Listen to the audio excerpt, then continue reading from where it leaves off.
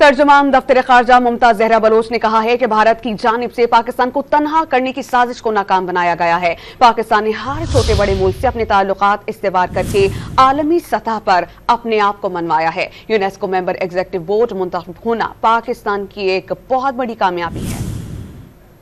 हमने कोशिश की है कि दुनिया के हर मुल्क से, अमीर गरीब छोटा बड़ा मुल्क, किसी खत्ते से ताल्लुक हो, चाहे वो अफ्रीका के ममालिक हों, चाहे वो एशिया और बहरुल के ममालिक हों, चाहे वो बड़ी कुव्वतें हों, हम सबके साथ अच्छे रवाबित रखें।